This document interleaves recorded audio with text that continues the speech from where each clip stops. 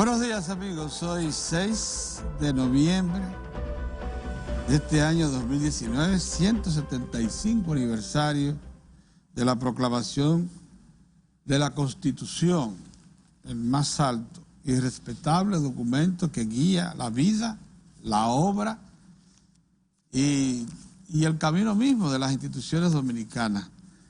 La Constitución de la República que con el tiempo se ha venido consolidando cada vez más, contrario a lo que opinan muchos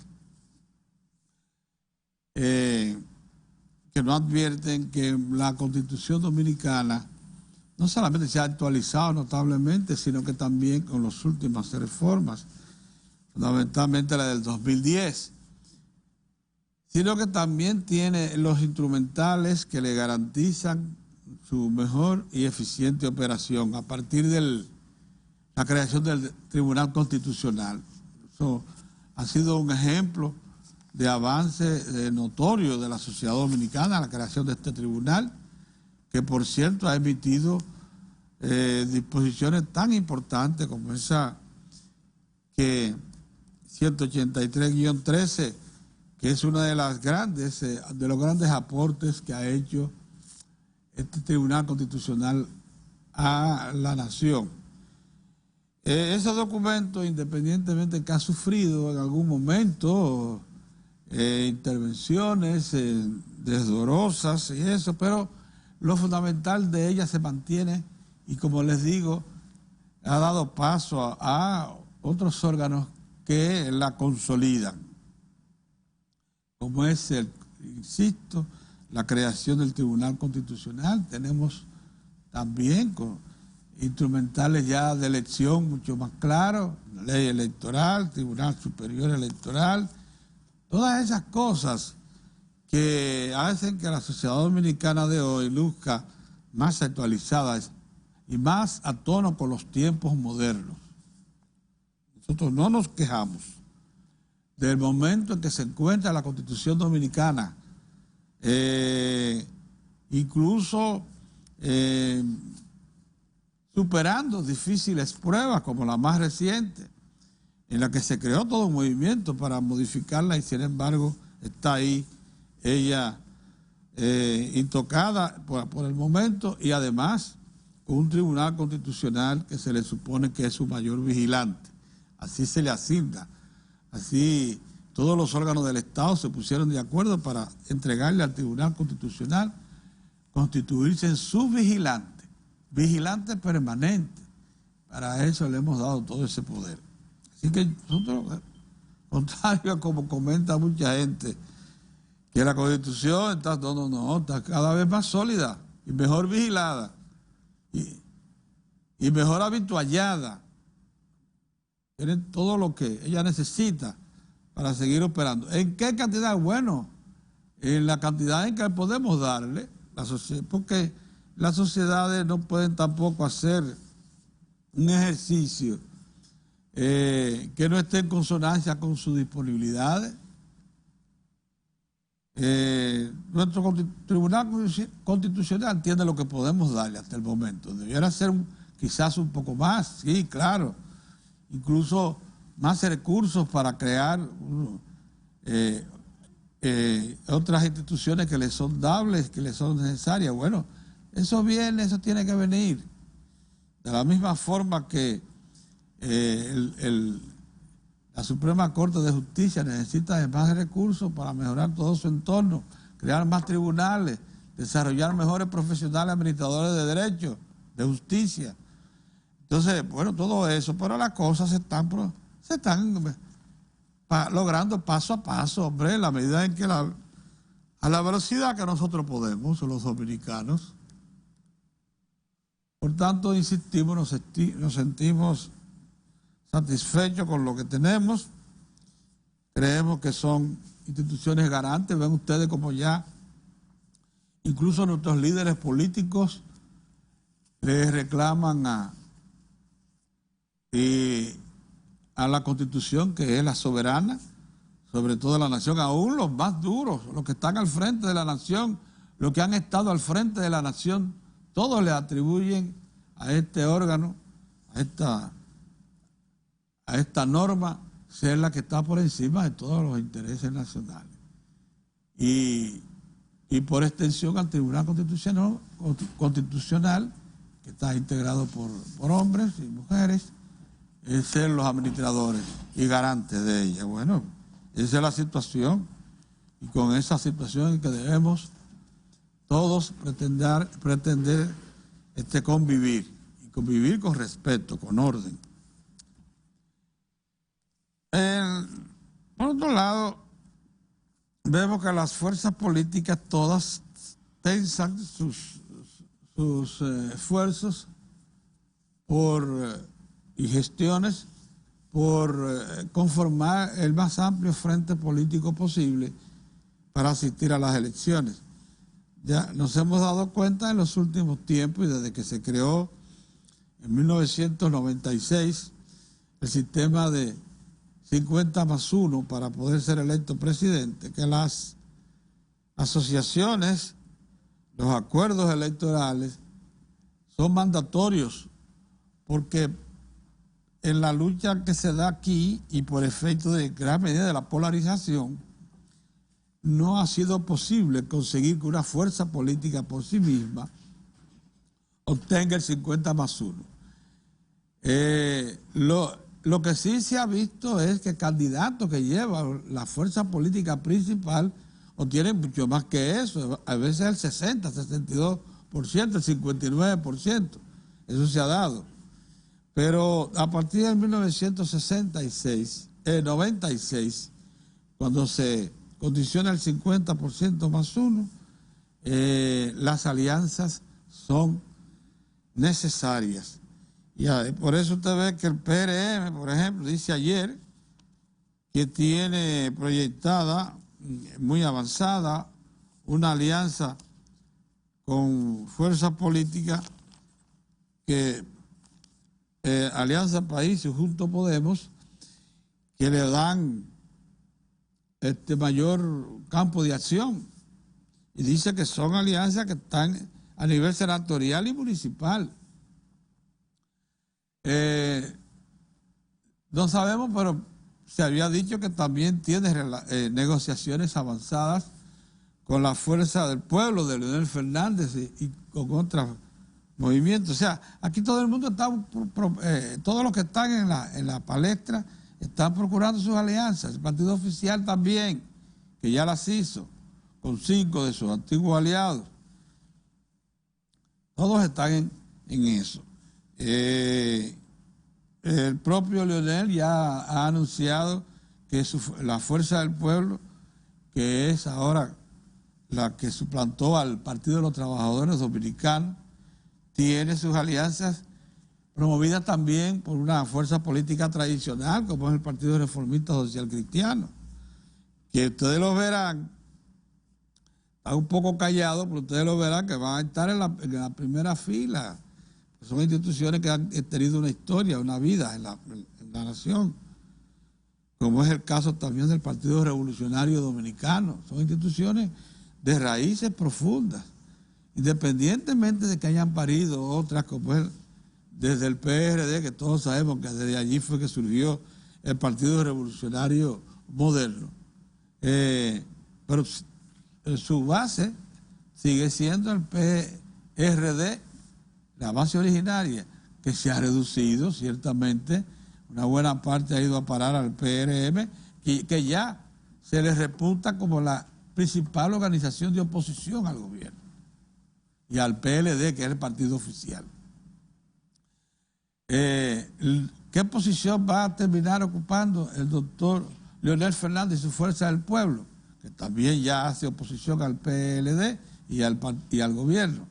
Bueno, vamos a ver lo que digan las próximas semanas y días, cuando se den a conocer las primeras mediciones con respecto al efecto que esta decisión del presidente Fernández ha tenido en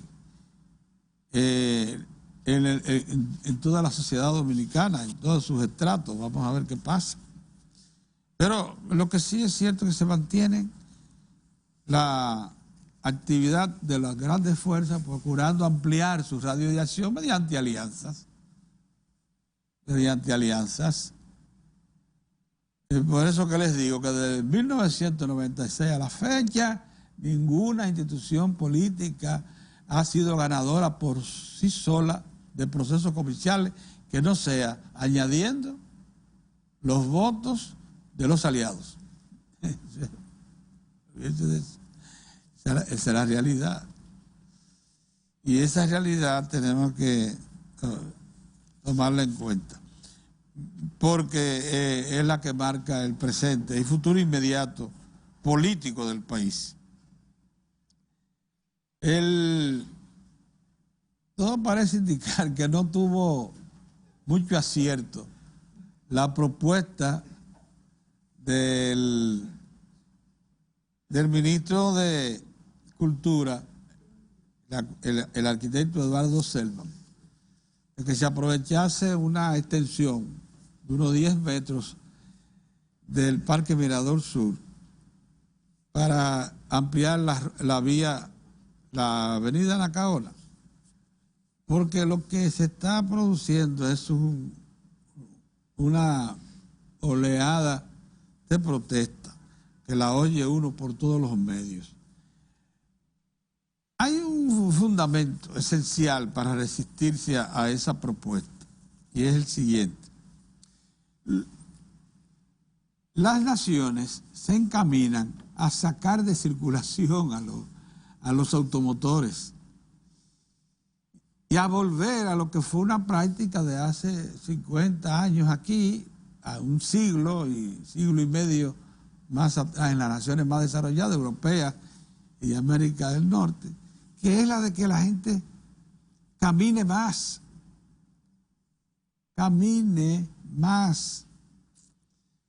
use rutas que no ocupen la superficie. Claro, estamos hablando de los subterráneos.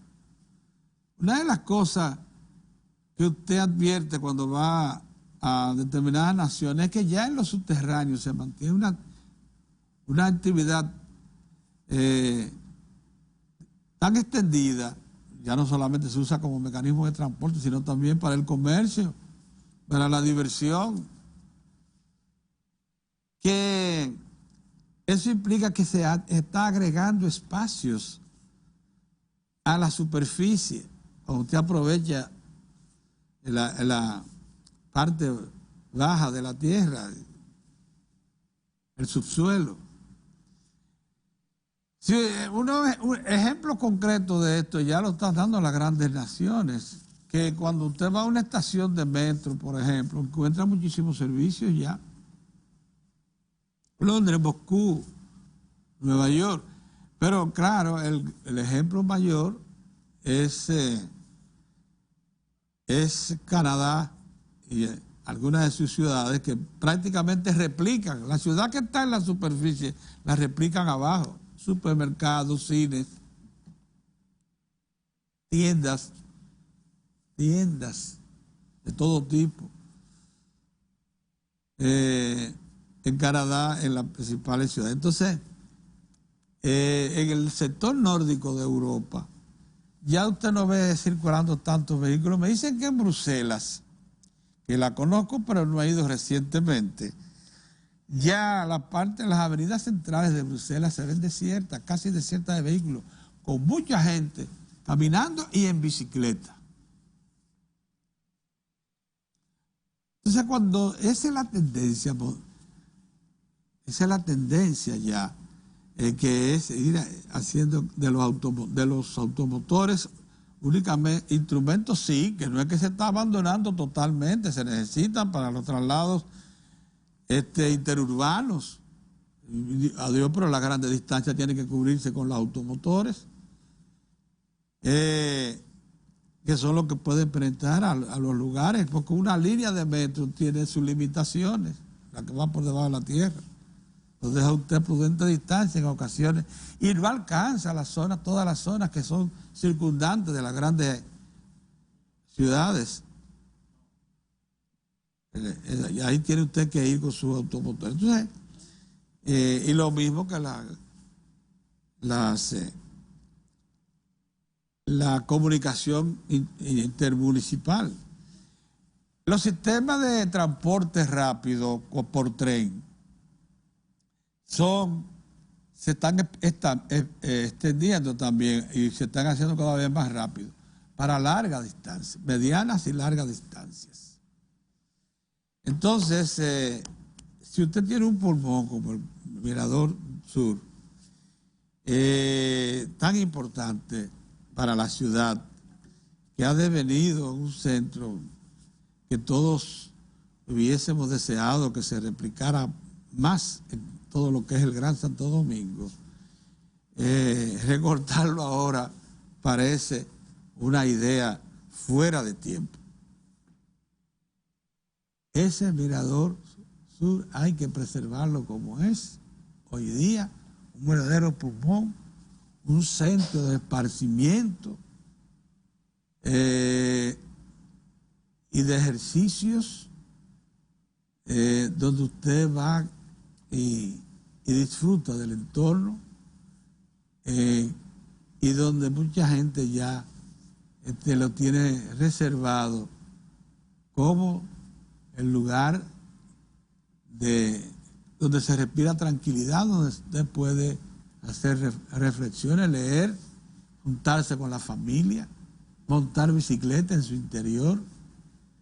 No le recortemos eso, porque esa no es la tendencia. La tendencia no es facilitar las cosas a los vehículos, es procurar que los vehículos se reduzcan lo más que se pueda y se ordenen.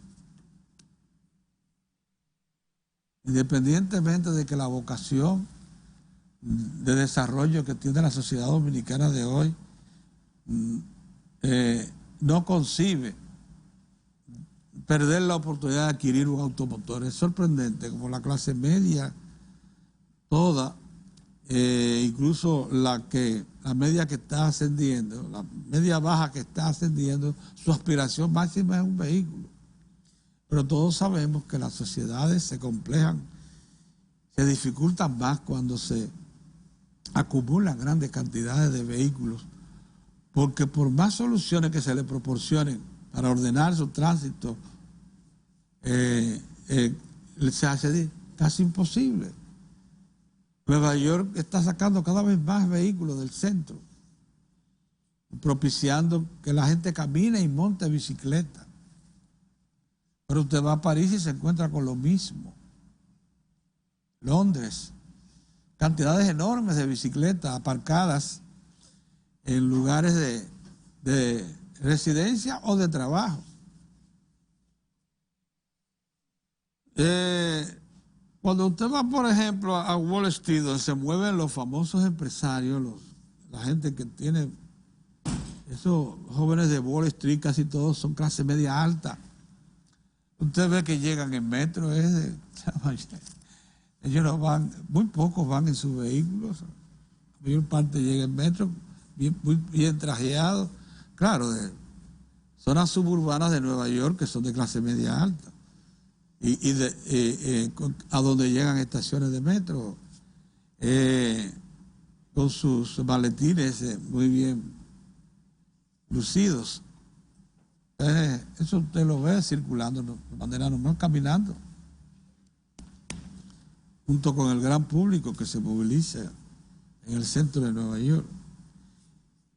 En resumen, que yo le voy a recomendar algo a los funcionarios públicos, que cuando vayan a intervenir, midan bien la acción que van a anunciar y las palabras que van a pronunciar.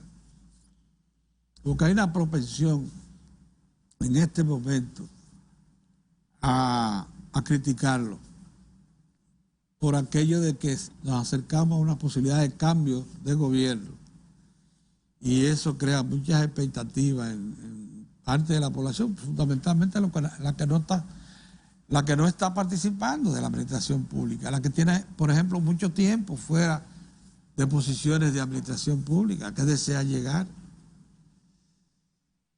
Y como ya las redes de comunicación están en poder de tanta gente,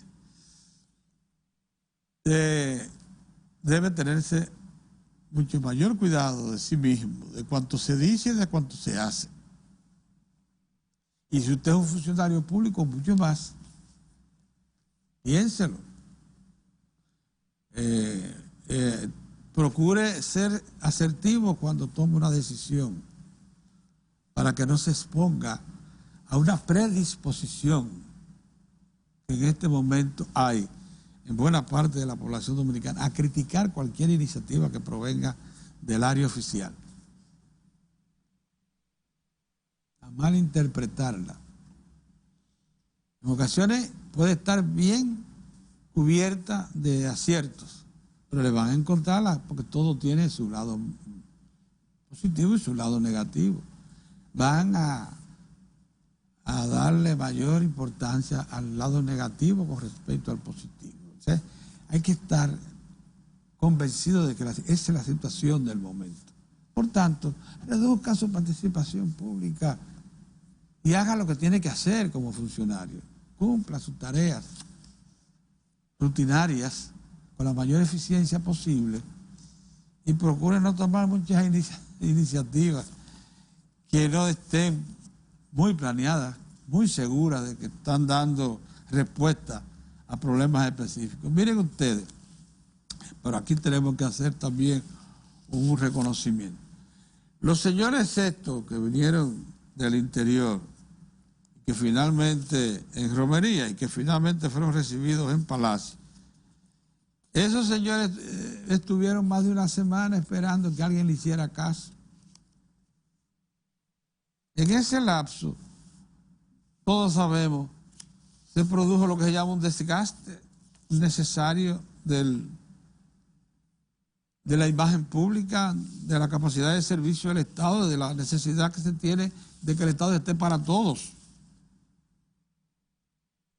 Entonces, cuando finalmente lo recibe el ministro José Ramón Peralta y el director del Consejo Estatal del Azúcar y el director del Instituto Agrario Dominicano, evidentemente que por instrucción del presidente, que tiene mucho juicio, ya el daño estaba hecho. Desde el punto de vista de opinión pública. Ahora el gobierno va porque fue un primer contacto, le dijo a la opinión pública por vía de José Ramón Peralta que los agricultores de la provincia del Ceibo que demandan la asignación de tierra que ocupan desde hace décadas y de donde fueron desalojados en septiembre del 2018, está ya a la vuelta de una solución, está cercano a una solución porque se aproximaron en esas conversaciones a lo que puede ser una solución. Pero eso pudo haberse hecho desde el primer día y no esperar 7 desgastantes días con estos señores ahí que muestran un decreto nada más y nada menos del presidente Joaquín Balaguer asentándolo. Ese decreto es lo que sacó en claro en primera instancia ayer José Ramón Peralta. Se refiere a 1.800 tareas de una parcela muy amplia y no a las 16.000 tareas que aproximadamente ocupan.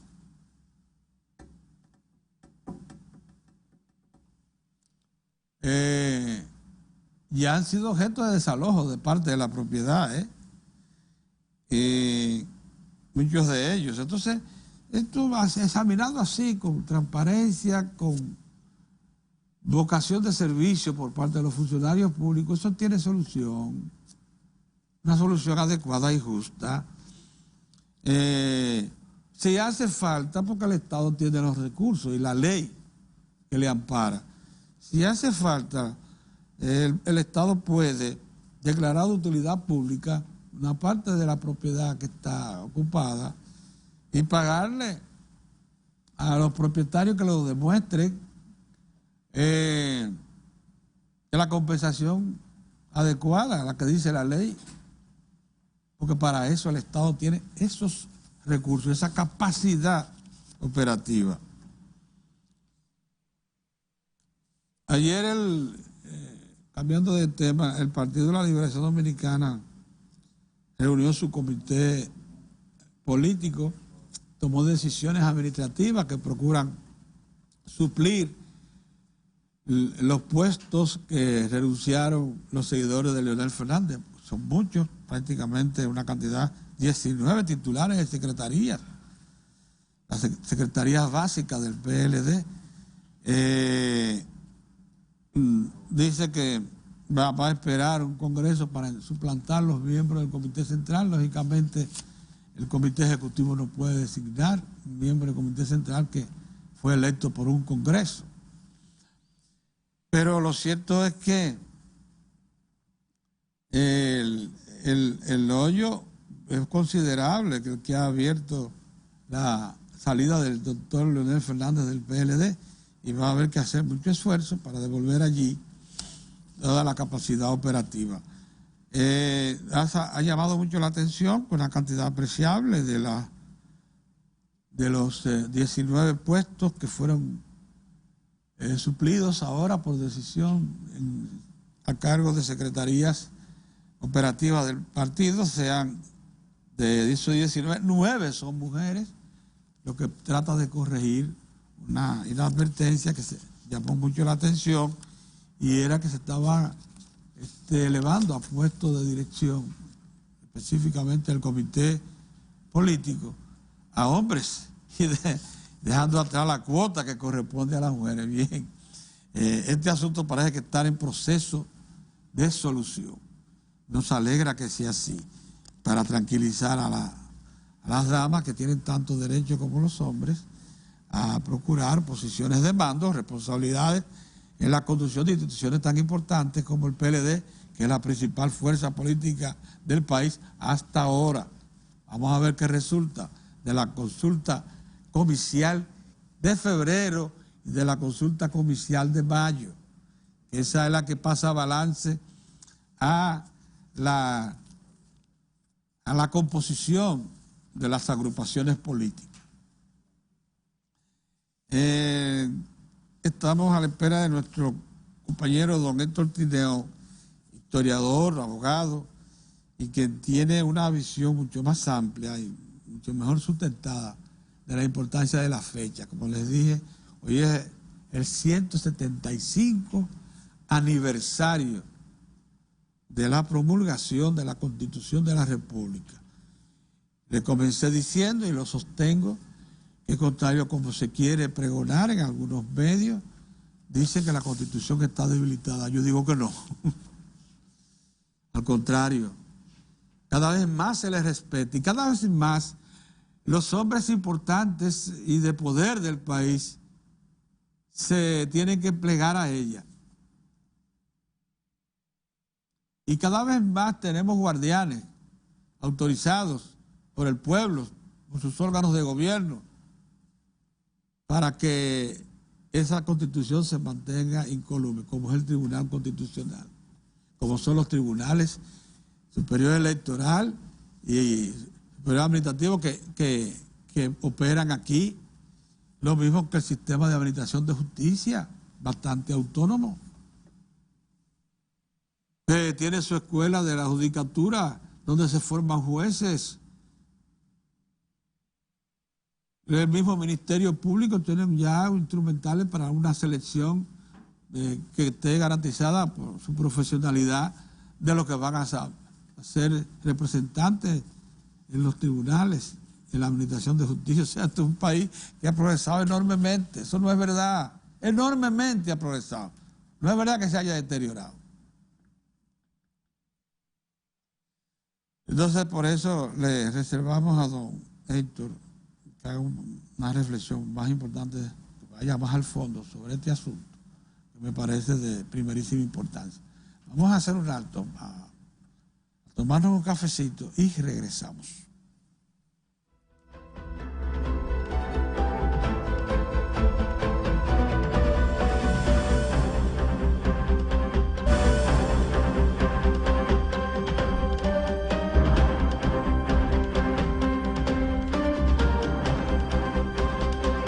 Bueno, estábamos reclamando que algunos de los miembros de este diario de Cuatro, que son profesionales del derecho, marcan la significación, poquito más de autoridad que la que nosotros tenemos, que somos sábelo todo, pero sábelo nada. Esos reporteros que como yo lo que viven es transitando de un lugar a otro. Pero aquí tenemos dentro del equipo a 2 abogados que han ejercido la condición de abogado. Y uno de ellos es don Orión Mejía. Buenos días, don Orión. Saludos, amigos. Pedro está sufriendo el hecho de que Mozart, su partner de madrugada, está en Estados Unidos, cogiendo frío. Porque un frío, señores. No me digas, Chicago, mira, frío. yo confieso, yo tengo desde el 79 hasta ahora, viajando quizá una vez por lo menos a Estados Unidos. Ajá. A veces a Miami, a veces a Puerto Rico, pero generalmente también voy mucho a Nueva York. Nunca yo había visto nieve, nunca, porque yo viajo para el verano. Pero ahora en Chicago sí hubo una nevada importante y yo me regocijé y tomé un gripazo por estar creyendo que a esta edad tú puedes estar fuera mirando como si fuera una cosa del otro mundo. Tú sabes que una de las postales que a mí más me llaman la atención y que más me gustan son esas películas de Navidad en las que se celebra la noche buena en la casa y rodeado de nieve. Digo, yo quisiera pasarme 2 o 3 días así, después regreso. Regresa porque después tú sabiendo que no puedes, con un frío, Pedro, que hay que caminar de lado, mira, no es fácil. Yo quiero comenzar, antes de lo que tú me has planteado, Pedro, si los muchachos son tan amables, me ponen esto. Esta es mi hija, que tiene su columna en el periódico Hoy todos los miércoles, pero ¿por qué yo la quiero hoy? Ella tiene ya 4 o 5 años con esta columna sobre decoración y esas cosas, interiorismo, ella es arquitecta. Pero ahora es porque yo veo eso como con mucha Navidad, decorando con el nacimiento. Sí. Y hoy precisamente ella tiene la apertura de la temporada navideña en su tienda Gaby Row. Y yo pues en honor a ella y en honor a que yo estoy pero empujando para que esto se vuelva Navidad y que la política se vaya para algún sitio hasta enero. Estamos de acuerdo. Yo estoy que yo no encuentro qué hacer ya. Yo creo que yo voy a salir con un pote romo a la calle. Señores, ya, dejen esto. Porque ya, Pedro, ¿estamos a cuánto de noviembre? Ya, yo quiero oír ese más sabor navideño y cosas. ¿Cómo se llama el merengue ese que suena mucho?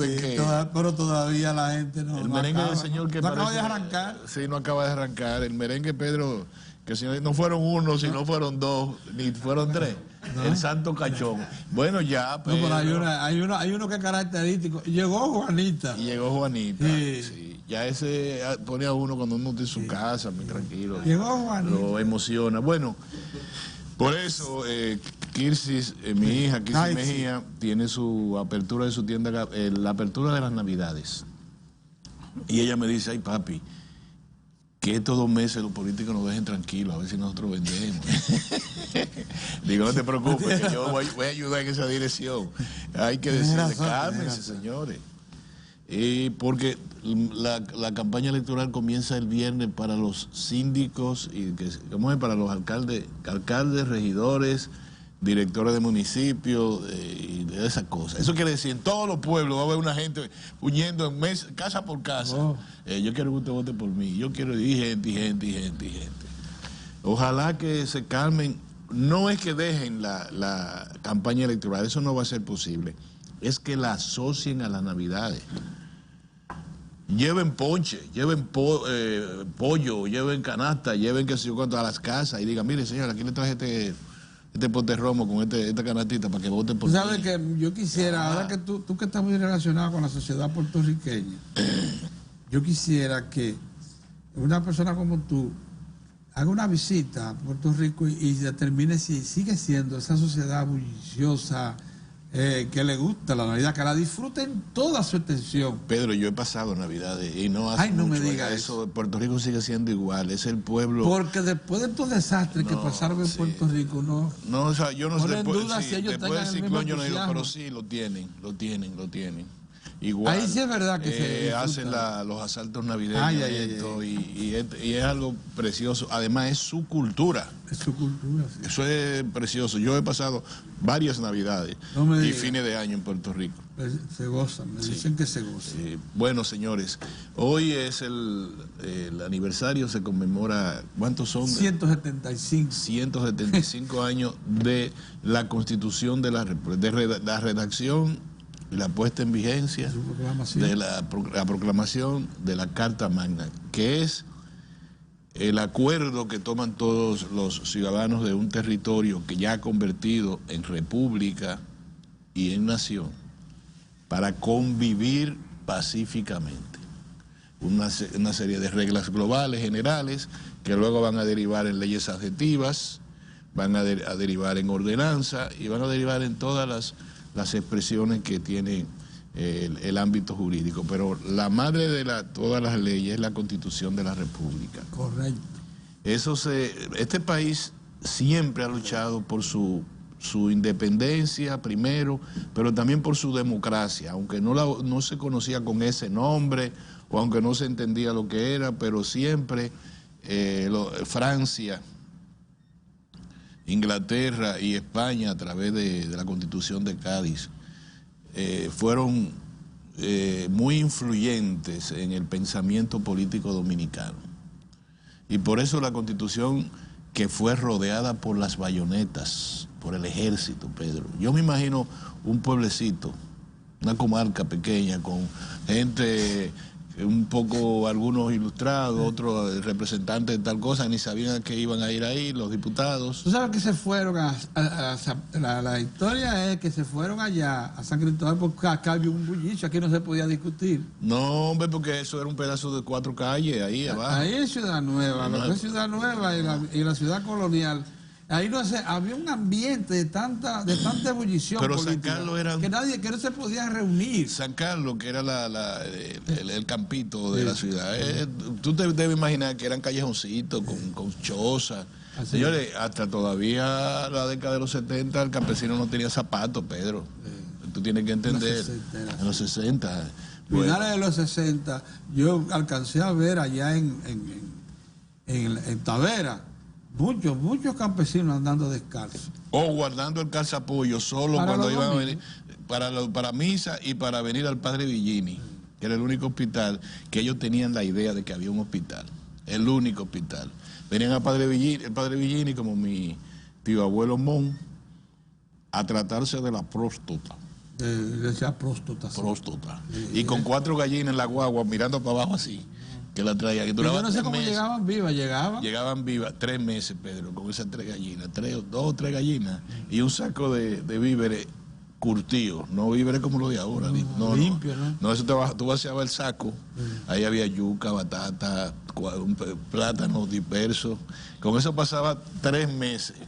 Y cuando él decía, Candita, a mi abuela, lávame los hediondos miau, ¿qué tú crees que iba a durar? Era mes y medio más que se iba a tirar. ¿Y por qué yo lo sé? Porque ocupaba mi cama, Pedro. Yo le llevaba el calendario. Ya tú sabes cómo era la cosa. Bueno, yo iba a Tavera, porque yo me crié en la capital, entonces yo iba a la Cheita, yo digo a Tavera, pero es Agua Gorda. Y de Agua Gorda hay otro sitio. Pero ahí eso todavía no está en el mapa, Pedro. Ese todavía no lo han puesto en el mapa, pero... Sí, el Capaz se llama. Ahí era que ese no está en el mapa todavía. Pero allá en Agua Gorda, desde allá arrancábamos nosotros un jipecito que nos llevaba a La Vega y de La Vega tomábamos la Cheita. Bueno, yo era el que traía el puerco de Navidad. Ya tú sabes. A veces el abuelo le mandaba a mamá y el puerco de Navidad. Eso había en época buena, a veces llegaba un puerco. Lo traíamos los muchachos. Ay, Pedro, yo vi eso, lo traían vivo. Pedro, lo mataban en un cuarto y nada más se oía, ¡wow! ¿Entonces? Mamá lo esperaba con el cuchillo en la mano. Eso era y una vaina grandísima hirviendo. Sí, eso. Ahora comíamos puerco todo el tiempo porque no se botaba nada. No, pues ¿cómo se va a botar si después nada. Y lavando uno la víscera. Nada, se botaba este puerco. Eso era. Pero, Pedro, no vaya. Ahora que tú hablas, como podemos hablar de Constitución y del desarrollo que ha tenido, el crecimiento y el desarrollo que ha tenido la sociedad dominicana. Uno no entiende en tu casa comen harina y un día al año ven la gallina. Sí. ¿No era así? Así es. Que eso era el cómico el humorista. Entonces, acordémonos, el que... El pájaro, Paco sí. Escribano, Pedro, Paco Escribano. Don Paco, sí. Don Paco, que en tu casa comen harina y un día al año ven la gallina. Así era, Pedro. Los domingos, la gente que podía, que se sacaba un pedacito del premio. Pedacito eran 14 pesos, de una quinielita, ¿verdad? Tiraban la gallina en el patio, después que le daban por el cocote así. Pero era para que los vecinos la vieran dando vueltas. Y después en el patio, con agua hirviente, a desplumar. Esos eran los tiempos en que el hijo del presidente de la República estudiaba conmigo en la normal presidente Trujillo. José Miguel y Roberto Bonetti andaban por la calle, igual que todo el mundo ahí. Igual que todos. Sí, entonces, no, y en el barrio estaban los mismos. Todos, Ricos, pobres, estaban ahí en la Abreu, iban a jugar pelota a la normal, usaban mucho el Don Bosco, eran los más riquitos. Al hijo del presidente lo llevaba un oficial en un carro negro que se estacionaba frente a la escuela y lo esperaba. Igualito que nosotros. Entonces, yo digo esto, a propósito de hablar de para que tengan hoy lo que... Hoy ya ayer comí pollo, ya yo creo que ya eso es demasiado, pero todos los días o cada rato te sale. Yo veo los colegas míos asistentes y eso, que cuando vamos al supermercado, déjame llevarme, se lleva un pollo. O sea, el pollo. ¿Cuánto es que nosotros producimos en la industria avícola dominicana? Ahora mismo 19 millones mensuales de 4.5 libras, 4 libras. Ustedes están oyendo, 19 millones de unidades de pollo. Y para Navidad eso puede llegar a 23. Y yo le puedo decir que eso ocurría, digamos, en la década de los 60, cuando uno le ponían un rango. El rango de la casa de uno estaba señalada por el rango de la carne, de la parte del pollo que tú comías. Para que lo sepas. Cuando había mucha familia, muchos hermanos, caso mío, yo estaba del costillar para abajo. Y si llegaba Mon, podía fácilmente parar a las 2 patas del pollo. 2 patas, una mirando para allá y una mirando para acá, en la cosa. Y no se ha marcado, muchachos, cuando uno miraba, ¿qué pasó? Miren, no se ha marcado, carajo, maleducado, no sé cuánto. Entonces, estamos hablando que, ¿cuánto es del 65? 50 años, ¿te parece? 50 años, sí. 64. Pero todavía el 65 todavía 63, Pedro, no había... ¿Qué pollo iba a haber aquí en el 63? No, el 62 todavía se vivían los remanentes. Los pollos venían de la época de Trujillo, sí. Pero además eran pollos muy pobres, pero además eran pollos criollos. Pero el tiempo Trujillo la pollo criollo, no eran pollos de grandes factorías. Eso te lo mandaban y los huevos no lo miraban en un... ¿No te acuerdas que lo miraban en un bombillo, cada huevo? Y los pavos solo salían en Navidad. Y por cierto, había un vendedor allí en San Carlos, yo viví también en San Carlos, que se parecía a un pavo de tanto manipular los pavos. Pedro, no, lo que quiero... Ya tenía la nariz larga, señor, sí. Pedro, mira. Te lo digo con sinceridad. Desde esa vez... Él se parecía ya a un pavo. Hasta ahora, estamos hablando 50 años, ¿verdad? Quizá menos. Estamos hablando de que la población dominicana consume, y lo que se vende a Haití, lo que se comen los turistas, 19 millones de unidades de pollos de 4 libras. Cuando iban al barrio en la guagua, o el señor traía los pollos así, eran una docena de pollos boca abajo, que lo llevaba así y entonces lo vendía, o lo cambiaba por ropa, Pedro. ¿Te acuerdas? O lo canjeaban por ropa. Estamos hablando de 19 millones. Díganme dónde se come 19 millones de unidades de pollo producido en el país. Tú te lo puedes comer si lo importa. Costa Rica no lo tiene. El Salvador no lo tiene, Guatemala no lo tiene, Honduras no lo tiene. Estamos hablando de economías similares. No lo tiene. La industria avícola dominicana solo se compara con la industria avícola chilena. Bueno, en eficiencia, y la brasileña muy buena, porque la chilena, por ejemplo, no produce grano, ni maíz ni soya. Y sin embargo, es la mejor convertidora que hay. En carne blanca y huevos.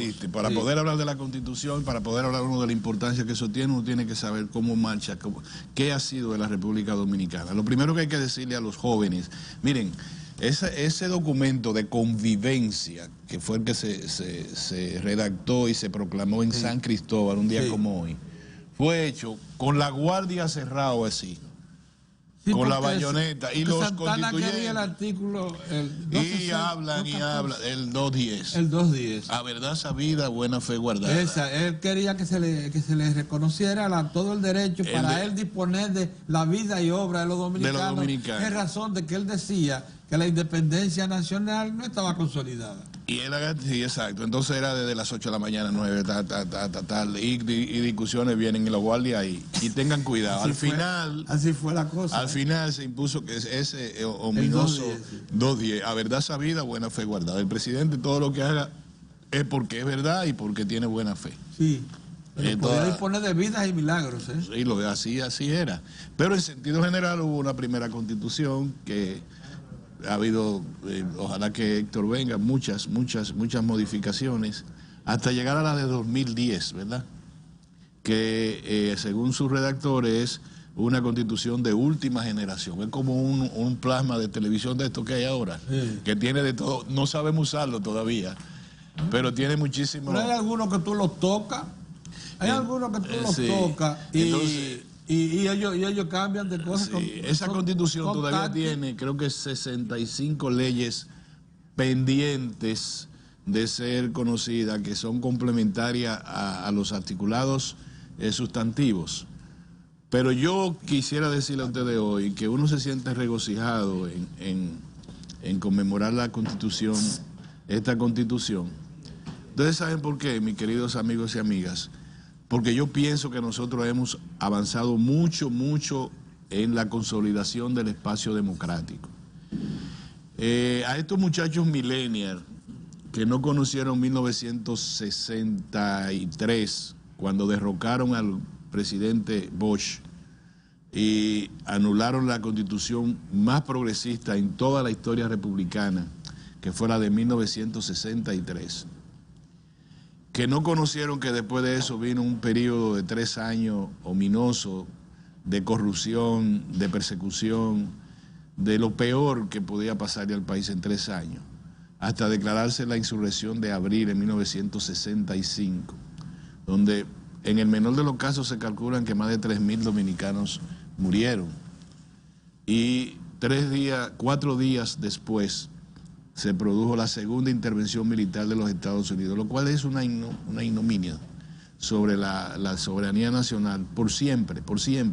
Es decir, no es solo la consecuencia bélica de ese episodio, sino que nos sentimos agredidos por la eternidad, como fue la primera intervención o ocupación en aquella oportunidad por 8 años, la cual tuvo mucho que ver con nosotros mismos, pero siempre una ocupación es inaceptable, una ocupación como la de 1916 a 1924. Esta fue una intervención militar que se prolongó por 1 año en términos físicos y mucho tiempo después en términos de dominación política directa, sobre poner presidentes, sobre hacer esto, sobre desaparecer gente, sobre exiliar militantes políticos y sobre mantenernos nosotros con una espada sobre el cuello.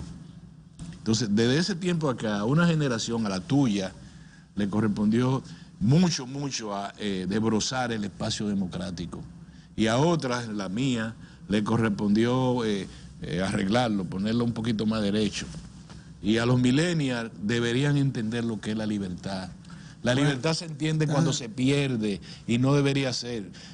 Por eso son los ejemplos. ¿Qué le pasó al vecino? Uno pregunta siempre y uno se da cuenta, ay, que yo no quiero que me pase eso, déjame entonces yo tomar medidas de previsión. Entonces, hoy, que es día laborable, en las escuelas tal vez se hable de la Constitución, pero quizá nadie pueda decirlo darle el nivel de importancia que para los millennials debería tener esto. ¿Y para cómo se llaman los otros que van después de los millennials? Tiene otro nombre, es rarísimo. Pero los que van después de los millennials, que ya hay una generación que ya tiene, Pedro, 15 años, que es después de los millennials. Yo no sé cómo se llama esto ahora, pero yo quisiera llamar la atención, decirles, señores, no se come, no huele, pero se siente. La libertad es algo que uno lo siente, Pedro. Y hoy nosotros deberíamos entender eso, ver lo que está pasando. Señores, el que vive en Honduras, el que vive en Guatemala, el que vive en El Salvador todavía, 10 años de guerra más de 70.000 muertos. Y Salvador está peor que lo que estaba antes. Tú acabas de decir una cosa importante, Orión. Mira, las formalidades aquí se han guardado, aún en el tiempo de la dictadura de Trujillo. Acuérdate que Trujillo hablaba del respeto que le tenía a la Constitución y de por qué él no se reelegía cuantas veces quería, aunque ponía títeres para dirigir al Estado. Pero la Constitución, desde su proclamación, hace 175 años, todo lo que se instalan en la dirección del Estado dicen defenderla y representarla. La han modificado muchísimas veces. Pero tú acabas de decir algo, y para la generación de reciente es importante saberlo. Después de la muerte de Trujillo, hubo una generación, la de nosotros precisamente, la que en ese momento teníamos 17 años, 16 años, que nos correspondió entonces asirnos de ella para instalar de nuevo la democracia, mejor entendida. Después vino, como dice Orión, una generación que nos continuó a nosotros, que esa procuró como desbrozar el camino, quitarle las asperezas. Pero ¿saben en qué corresponde a los de ahora? Garantizar que lo que se ha logrado se mantenga. Sí. Que ahí va, y se actualice con los tiempos modernos, es como tú dices, Orión. Sí. Yo he estado, Pedro, leyendo, por ejemplo, el caso del señor que trajeron desde España, que mató a una muchacha. Y los familiares están diciendo que no creen en el Ministerio Público, que no creen en los fiscales, que no creen en los jueces, y dicen que hubo venalidad la vez anterior y que él escapó, etcétera. Ahí veo en San Pedro de Macorís, Pedro, por segunda vez le dan libertad a la persona, una libertad extraña, el mismo juez, la misma fiscal, que inmediatamente va a matar a la muchacha. Este le propinó 12 puñaladas. ¿Te acuerdas la otra que le dio 3 balazos? Todo con un papel. Ustedes se acuerdan de esto y firman y hacen unas cosas. Yo digo, eso es lo que daña lo que nosotros queremos, la Constitución.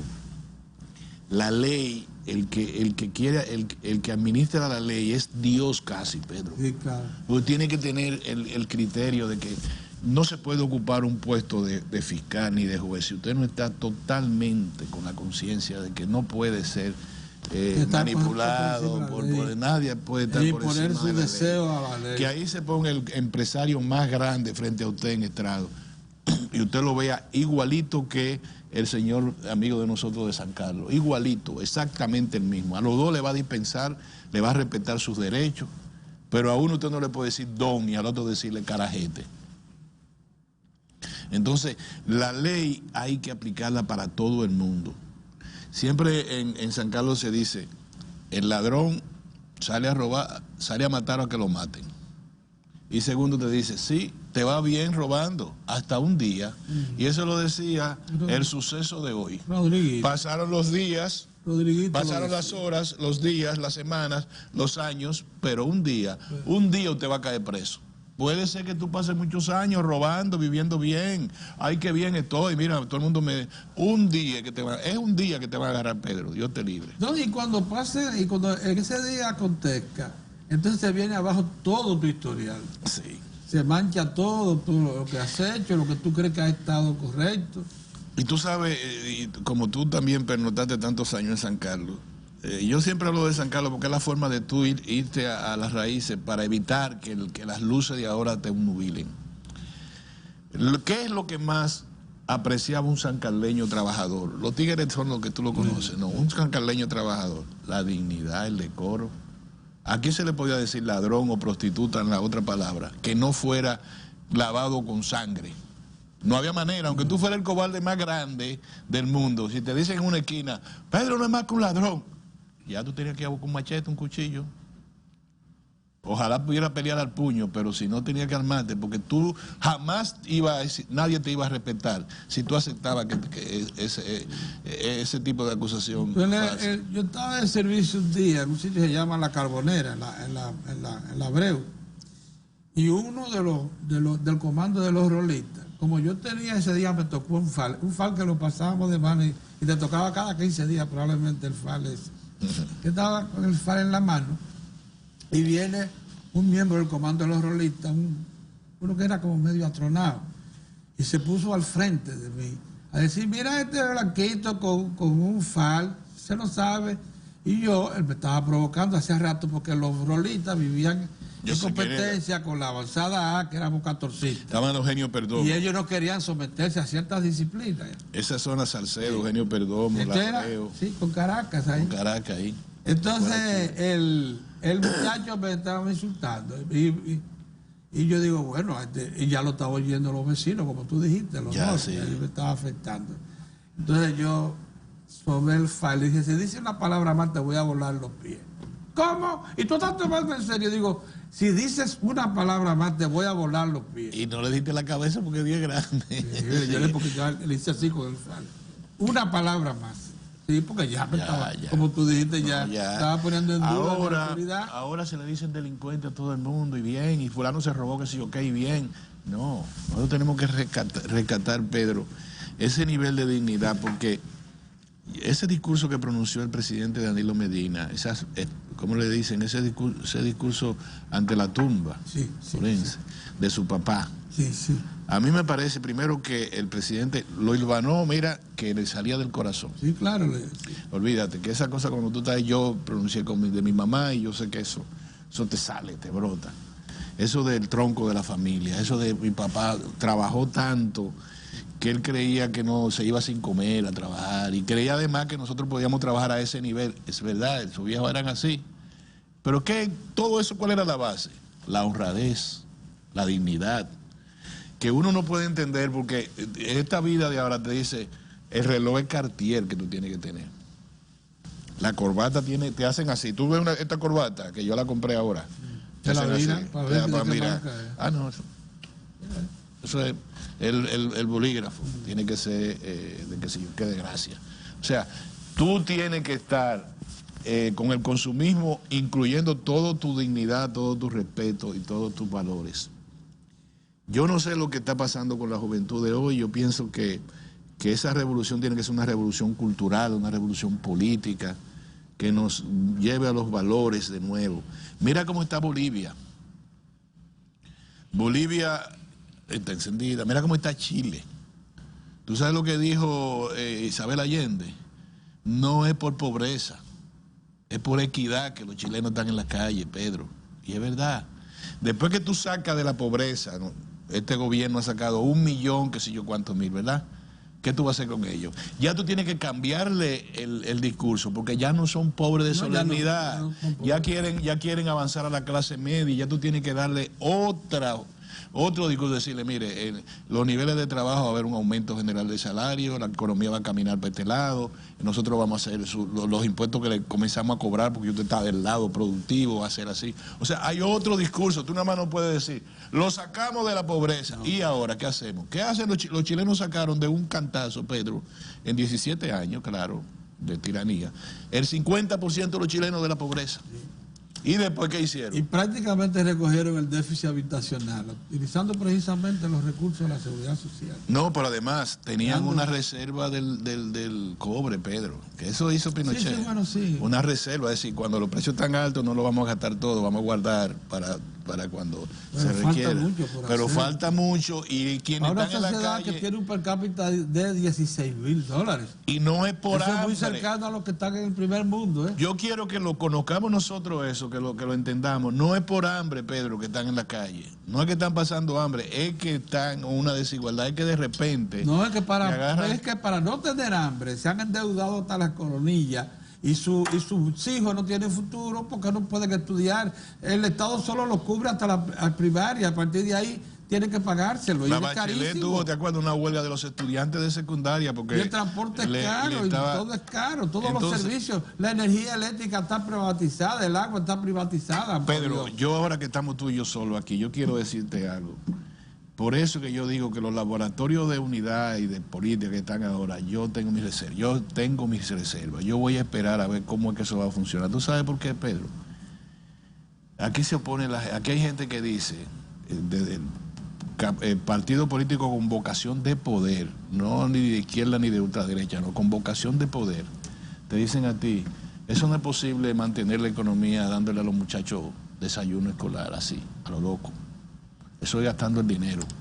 Eso no es posible darle merienda. Eso no es posible, darle a la familia que están del otro lado de la verja de la miseria. Eso no sabe lo que están diciendo. Decirle, Pedro, 3 hijos de ustedes, por lo menos 3, nosotros le vamos a dar 150 pesos para que ustedes lo manden a la escuela. La única condición que lo manden a la escuela.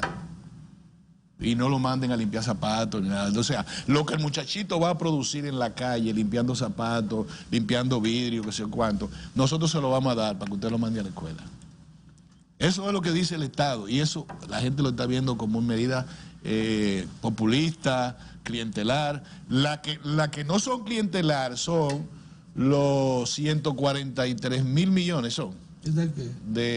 Ahora, del 4%. No. Lo que no es clientelar. El subsidio del Estado. Subsidio y exoneraciones. Esos son 250 mil millones en subsidio. Es decir, téngalo a ver para que usted eche para adelante. Nosotros le vamos a dar de combustible. Subsidio a los alimentos básicos. Sí, pero la mayor parte de eso es a las familias. Eso significa más del 6% del producto. Ponle el 3%. Quítale la mitad, el 3%. Sí. Te lo están dando a ti, Pedro. Y tú vas 3 veces a Europa de vacaciones. Sí. Te vas una vez a Europa, te vas una vez a Dubái porque tu hija menor quiere ver por allá cómo es, y otro te va, obviamente, para el lado de Estados Unidos, porque todos los años hay que ir a comprar la ropa y todo el techo navideño. Entonces, no, Pedro, eso es lo que uno llama equidad, y eso yo quisiera atribuírselo con todo respeto y mayor distingancia a los gobiernos del Partido de la Liberación Dominicana. Balaguer, y a mucha gente, tengo un amigo cada vez que menciono esto casi me quiere matar, tuvo un atisbo dentro de esa situación que nosotros lo combatimos, no hay que decirlo, pero muñecas y bicicletas era una expresión de decirle a los pobres que se materializó con algunas medidas grandes como las leyes agrarias, como la ley de cuota parte en el campo. Tú puedes decir eso, y una desordenada política habitacional en el ámbito urbano, construyendo y se lo quedaba, nadie sabía cómo lo iban a hacer. Eso, tú dices, bueno, eso era un esfuerzo por ahí, de redistribución, pero le mantuvo los salarios congelados. Mira, la única manera que el presidente de la República, el doctor Joaquín Balaguer, podía, como lo hizo, financiar infraestructuras de importancia como las presas, los sistemas de canales, algunas carreteras importantes y otras infraestructuras, era congelando los salarios, utilizando el presupuesto público, lo que quedaba para eso, porque él se negaba a tomar crédito. Sí, entonces, él no creía en el crédito, una concepción añeja, pero no, espérate, una concepción añeja y antihistórica. Ninguna sociedad ha salido del atraso sobre la base de sus propios recursos, porque los recursos no alcanzan. Si no, Estados Unidos no tuviera deuda por el 114% de todo su producto en proporción a su producto. Y Japón 260%. Tú no es posible. Eso quiere decir que se endeuda permanentemente. Entonces, la primera potencia del mundo tiene deuda, tiene 114% respecto a su deuda, respecto a su producto. A su producto interno. Tiene deuda, entonces no es posible. Lo único que la deuda hay que gerenciar, la deuda tiene que generar riqueza. Tiene que generar riqueza. La deuda no puede ser para gastos corrientes disfrazados, ni para obras que no van a redimir lo que... Mira, si el presidente Balaguer se resiste más allá de lo que era razonable al influjo de la población del 78, que decidió desplazarlo, lo que iba a haber aquí era una verdadera... Una guerra civil terrible. Claro que sí. Porque es que la población se dio cuenta que el sacrificio que le imponía el presidente Balaguer en el 78 era tan alto que no iba a poder sobrevivir en esta circunstancia. Yo te voy a decir una cosa. Y se rebeló.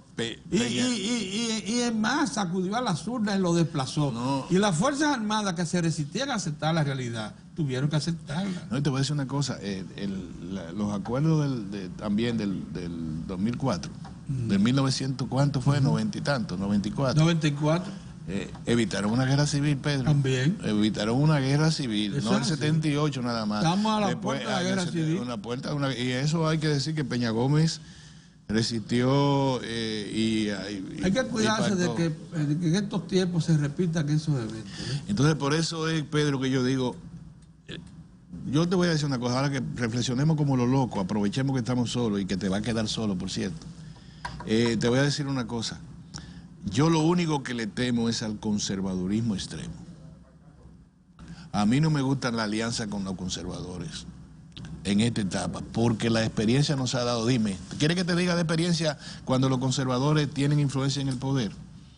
Comenzando por Estados Unidos, que tú lo apoyas, vamos ahí, para que tú veas lo que le ha pasado al mundo civilizado, desde salirse del Acuerdo de París sobre cambio climático, hasta pretender hacer una alambrada, de que a ti te gusta mucho, de más de 5.000, más de 9.000 kilómetros, para contener una migración que ha debido tener otro trato. Pero ya, eso no es lo que te quiero explicar. Lo que te quiero decir es que todo lo que ha pasado en América Latina es por el rebrote de políticas neoliberales que están señaladas, para que la gente lo entienda, en enseñar al burro a no comer. Sí, es el caso de Argentina, donde rápidamente la gente se empobreció tanto que en barrios que eran clase media baja, la solidaridad ha hecho que pongan una gente...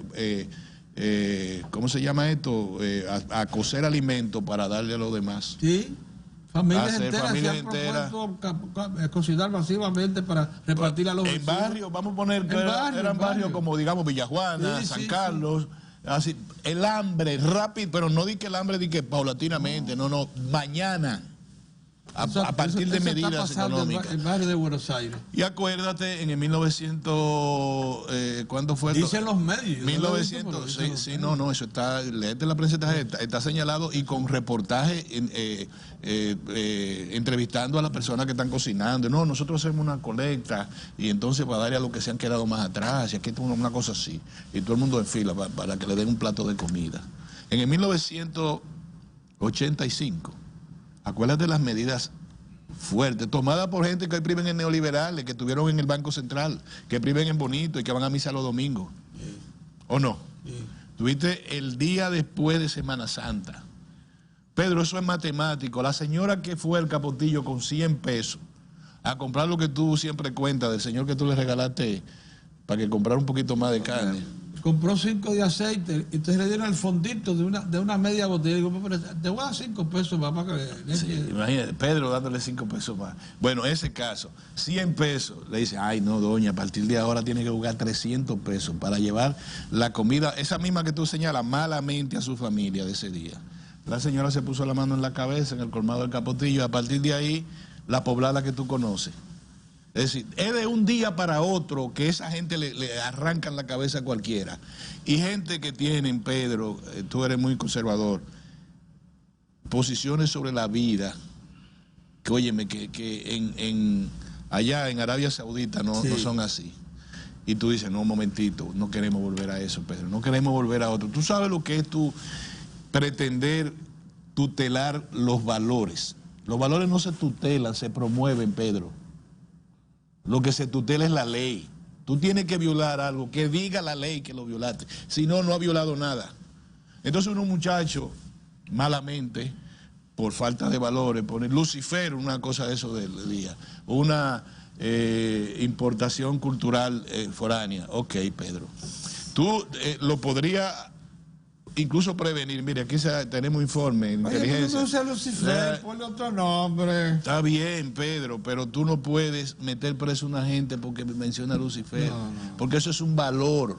O tú eres cristiano, o tú no lo eres, o tú eres ateo, lo que te dé la gana. Si tú no violas la ley, tú no puedes caer preso, Pedro. Bien, no. Ahora, ¿consumieron droga? Sí, cerrado el sitio.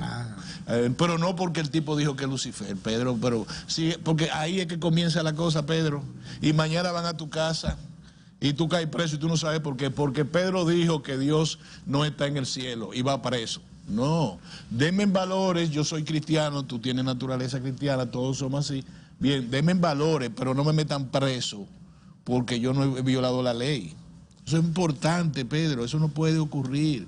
Y tú sabes qué, que yo vi en las redes sociales, allí cuando estaba en Chicago, a gente de lo que están haciendo distintas alianzas políticas, diciendo que eso estaba bien.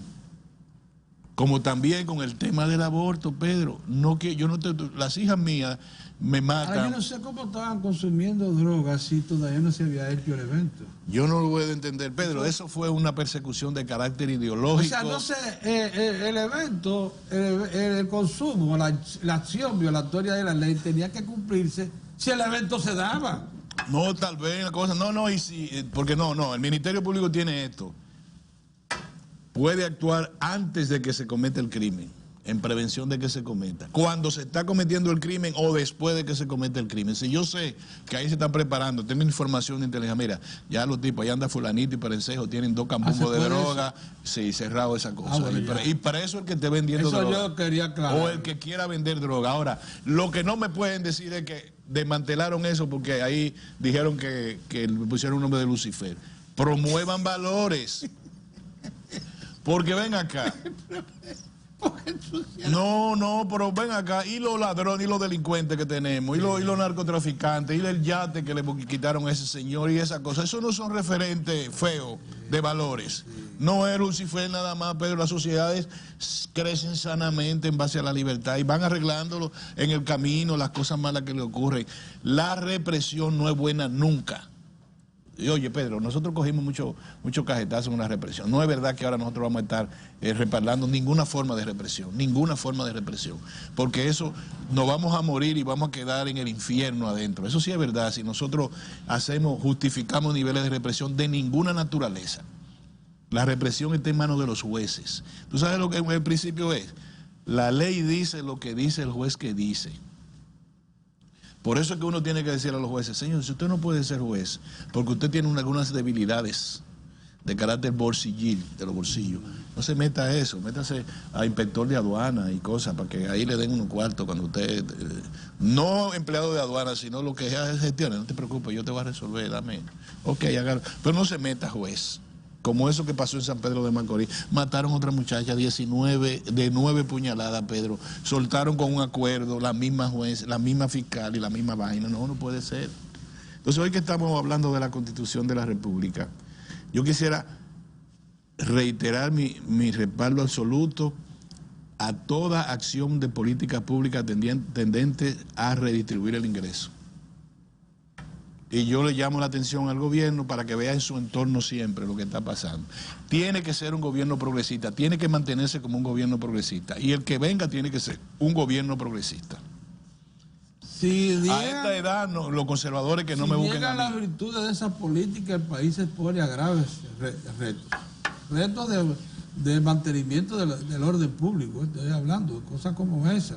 Claro. Y de la estabilidad económico-financiera. Pedro, pero ¿cómo uno le dice a la gente cuando te hablan de Punta Catalina, manejado por gente que le ha sustraído con subterfugios corporativos más de 12 a 13 mil millones de dólares al erario, a nosotros de los bolsillos, en menos de una docena de años, imponiendo una regla de juego cruenta, abusiva, y el gobierno, para evitar que el pueblo se voltee y se vuelva loco y que los empresarios puedan siquiera respirar, al mes de septiembre el gobierno tiene que buscar 1.423 millones de pesos para que la tarifa eléctrica se mantenga así.